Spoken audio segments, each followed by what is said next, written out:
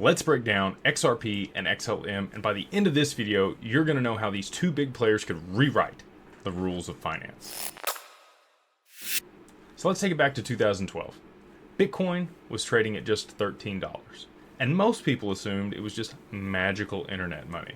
But one person, Jed McCaleb, envisioned a different future. After selling his exchange, Mt. Gox, he had a bigger vision: to make international money transfers as simple as sending an email. This concept resulted in the birth of Ripple, XRP, and the XRP ledger. But here's where things get interesting. Just 2 years later, Jed quits Ripple and launches Stellar, XLM, and Hyperledger.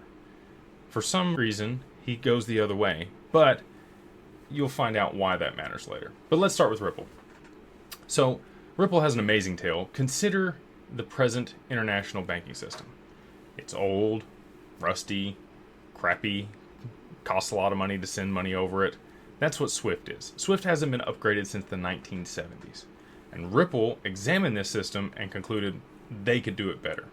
When a bank wants to send money overseas using traditional methods, first the bank has to pre-fund accounts in that opposite country, right? And they're going to have to hold that counterparty's currency. These are called nostro vostro accounts. And that locks up about $27 trillion in the current banking system, holding counterparty currencies that may be hyperinflating, which most people don't want to do. This is where Ripple comes in. Ripple uses XRP and completely removes the need for that. So banks can move money quickly using their technology, and it eliminates those nostro vostro accounts, freeing up $27 trillion around the world that banks can use for other reasons. XRP's transactions settle in just 3 to 5 seconds. It costs less than a penny to send $1 million. Compare that to Bitcoin's 10-minute and traditional banking systems of 3 to 5 days. While Bitcoin can send 5 to 10 transactions per second, the XRP ledger can process up to 1,500 transactions per second. Now let's get technical, but I promise to keep things simple for you, okay? So Ripple uses something called a consensus protocol. Consider it like an extremely efficient voting method. Instead of using miners to solve complicated math problems like Bitcoin does, Ripple uses validators to vote on transactions. And this is why some people call it a banker's coin. And it's also why banks like it. We can't discuss Ripple without addressing the elephant in the room, the SEC case. This was filed in December of 2020. The SEC came after Ripple, alleging that XRP was an unregistered security. However, as you know, the judge ruled that XRP was not a security when offered to retail investors, and with a new administration taking office, the market believes that this case will be resolved very shortly, which could push price of XRP much, much higher and open the way for additional institutional adoption. Now, let's talk about Stellar. While Ripple was battling the SEC in court, Stellar took a completely different path. Their mission is designed for banking the unbanked, bringing financial services to the 1.7 billion people who've never had a bank account. That's what really sets Stellar apart. It emphasizes on financial inclusion. Imagine you're a worker in the United States trying to send money back to your home in the Philippines. Okay? Fees for standard service might be as high as 10%.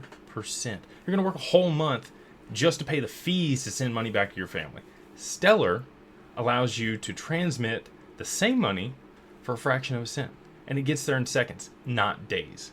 Stellar's technology uses something very similar called the Stellar Consensus Protocol, which is like a more democratic version of Ripple's system. Instead of relying on a few trusted validators, Stellar allows anyone to participate in transaction validation. But here's the clever part. Participants choose who they trust, creating what they call trust circles. It's like having multiple groups of friends vouching for transactions instead of just one central authority. Now let me show you the difference in real life as these things play out. So Ripple has partnered with over 300 financial institutions, including giants like Santander and Bank of America. They're even working with central banks on digital currencies, which is huge. Meanwhile, Stellar has been quietly revolutionizing remittance and microfinance. They partnered with MoneyGram to use a stablecoin-based payment bridge, while they're working with Ukraine on their digital currency project. Different approach, equally impressive results. Looking ahead, both projects are positioning themselves for different versions of the future. Ripple is betting on institutional adoption, working with central banks, digital currencies, and interbank settlement. Their recent SEC victory puts them in a prime position to expand their banking partnerships here in the US. Now, Stellar is focusing on becoming a major platform for tokenized assets and retail cross-border payments. They're building what they call the Internet of Value, a network where money moves as freely as information does today. If you believe traditional financial institutions will continue to dominate and just need better technology, Ripple is probably the winner. For Ripple, they just want those systems to be faster, cheaper, and work better. While if you believe in financial democratization, then it's probably a better bet to bet on XLM, Stellar, and that might be more aligned with your vision.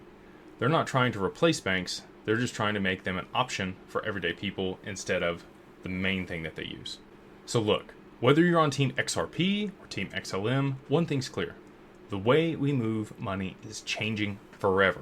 So drop a comment with your thoughts below. Are you betting on institutional adoption with Ripple, or do you believe Stellar's vision of financial inclusion is the way to go? If you found value in this breakdown, you know what to do. Smash that like button, subscribe, and we'll see you on the next one.